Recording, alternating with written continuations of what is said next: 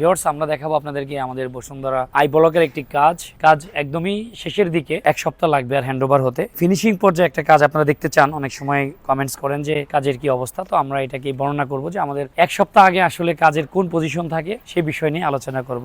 Let's go.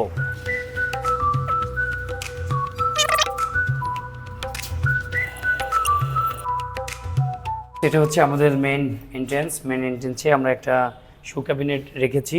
আর ফ্ল্যাটে ঢুকলে এটা আমাদের অ্যাকচুয়ালি একটা ব্যতিক্রমী প্রজেক্ট, এর জন্যই বলবো কারণ ঢাকা শহরে বিল্ডিংগুলোতে হাই খুবই কম থাকে, আমাদের কাজ করার ক্ষেত্রে খুবই সমস্যায় পড়তে হয়। তবে এই প্রজেক্টটা ব্যতিক্রম এই কারণে এটার হাই খুবই বেশি, মানে 10 ফিট 6 ইঞ্চি আছে। ফলে আমরা কিন্তু এত সুন্দর করে ডিজাইনটা করেছি, আপনারা খেয়াল করবেন খুবই ক্লাসিক। বিমের সাথে ড্রপের যে একটা কম্বিনেশন, একটা বিমও মনে হচ্ছে যে একটা স্লিং এর অংশ, এবং ঠিক মাঝে আপনারা খেয়াল করেন যে এটাও একটা বিম ছিল।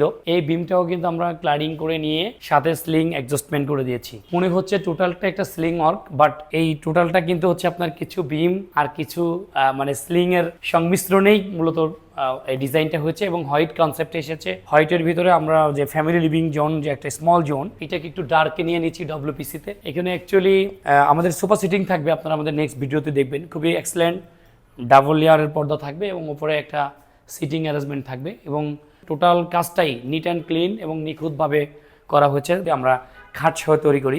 তো অনেকে জানতে চান আমরা কিভাবে খাটটা তৈরি করি।